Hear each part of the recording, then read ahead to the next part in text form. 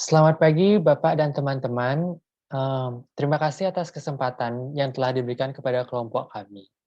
Sebelum kami memulai kegiatan presentasi, izinkan saya memperkenalkan anggota kelompok saya. Yang pertama yaitu Putu Heni Karmilayanti, yang kedua ada saya sendiri Ketut Rifan Aryajaya, yang ketiga yaitu Gusti Ayu Made Dewi Antari. Champion School. Champion School merupakan nama yang kami pilih untuk sekolah ini. Champion memiliki arti juara.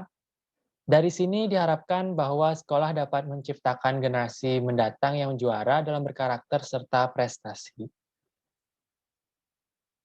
Visi dari Champion School, yaitu menyiapkan peserta didik menjadi generasi yang sehat, cerdas, dan berkualitas, berakhlak mulia, serta bertakwa kepada Tuhan Yang Maha Esa. Adapun 4 misi yang kami rancang, yaitu yang pertama, melaksanakan pembelajaran aktif, kreatif, efektif, dan inovatif. Yang kedua, yaitu membangun motivasi dan suasana belajar yang menyenangkan bagi peserta didik. Yang ketiga, yaitu membentuk karakter peserta didik yang berkualitas dengan pengajaran sikap dan kedisiplinan.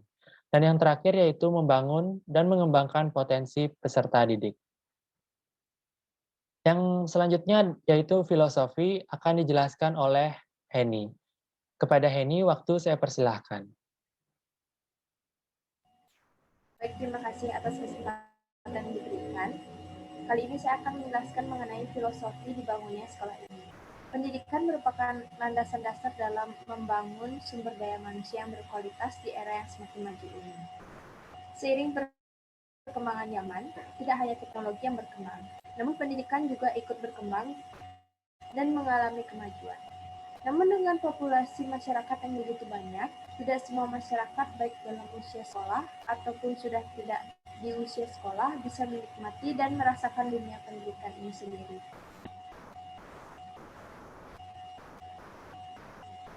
Lalu adapun alasan pembangunan sekolah ini, yaitu kami ingin berkeinginan membangun sekolah dalam berbagai jenjang untuk mereka yang tidak bisa merasakan pendidikan formal secara langsung. Pembangunan sekolah ini bertujuan untuk menciptakan peluang bagi mereka yang kurang beruntung dalam hal menempuh pendidikan, sehingga nantinya tercipta individu yang berkualitas, individu yang bisa bermanfaat bagi diri sendiri, orang lain, lingkungan, serta bisa bersaing dalam memajukan bangsa dan negaranya. Adapun materi pembelajaran yang akan diterapkan pada sekolah kami ini meliputi mata pelajaran umum dan juga mata pelajaran khusus. Mata pelajaran umum ini terdiri dari pendidikan agama dan akhlak, pendidikan kewarganegaraan dan kebangsaan, pendidikan budaya dan bahasa, pendidikan kesehatan jasmani dan rohani, pengetahuan alam, serta pengetahuan sosial seperti pada mata pelajaran umum yang ada di sekolah biasanya.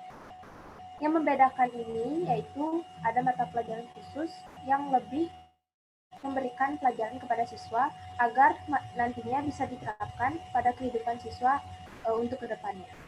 Seperti ilmu ekonomi dan kewirausahaan, seni dan keterampilan, teknik dan pembangunan, pemberdayaan manusia dan lingkungan, serta ilmu pariwisata. Waktu saya kembalikan kepada moderator. Selanjutnya yaitu strategi pembelajaran yang akan dipresentasikan oleh Dewi Antari. Kepada Dewi Antari, waktu saya persilahkan. Baik, terima kasih kepada moderator atas waktu yang diberikan kepada saya. Di sini saya akan menjelaskan mengenai strategi pembelajaran. Dalam proses pembelajaran, kegiatan praktik dan pembuatan hasil karya atau produk akan lebih ditekankan. Namun, pembelajaran tentang materi atau ilmu pengetahuan tetap menjadi dasar pembelajaran yang tidak dapat dikesampingkan. Dalam proses belajar akan ada tugas individu untuk bisa meningkatkan potensi diri peserta didik dan juga ada tugas kelompok untuk meningkatkan kemampuan bekerja sama dalam menciptakan suatu karya. Yang selanjutnya mengenai metode pembelajaran.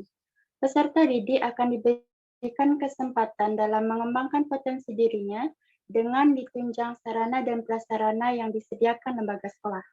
Selain itu, produk atau karya yang diciptakan peserta didik akan dipasarkan kepada masyarakat di bawah pengawasan dan bimbingan sekolah. Nantinya, keuntungan yang didapatkan akan diberikan kembali kepada peserta didik yang dapat berupa tabungan untuk masa depannya kelak. Yang selanjutnya mengenai organisasi kurikulum.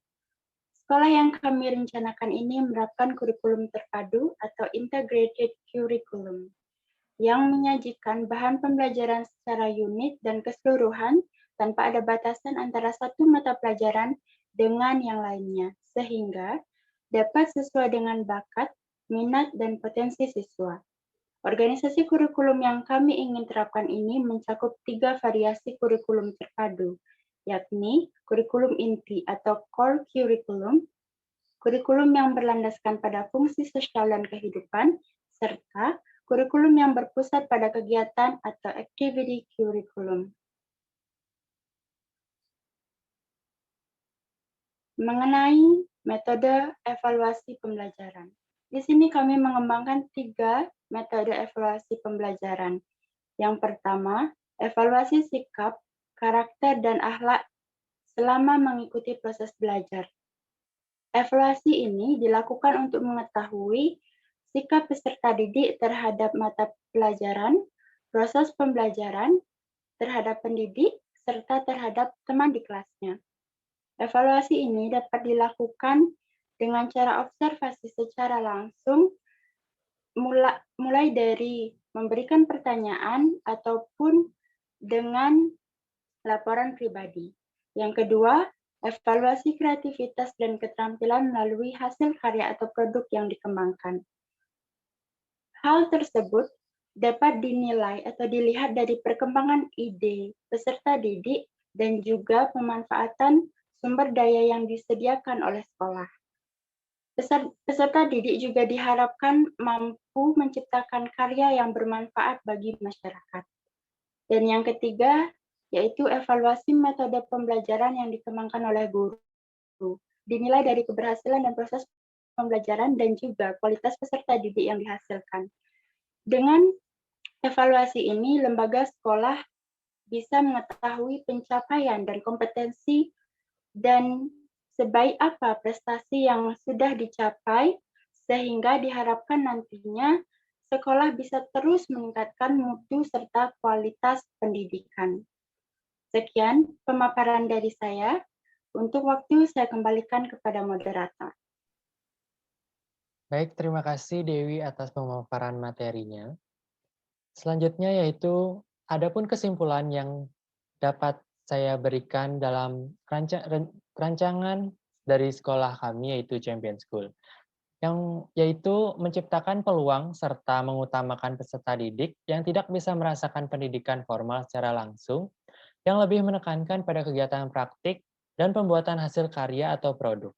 Selain itu, sistem sekolah yang kami rencanakan lebih memberikan kebebasan kepada siswa untuk mengembangkan kemampuan diri sendiri sesuai dengan minat, bakat, serta potensi dirinya dalam berbagai bidang tanpa ada pembatasan tertentu. Nah, baik, sekian dari presentasi kelompok kami. Kami mohon maaf jika ada salah dalam pengucapan. Akhir kata kami ucapkan selamat pagi.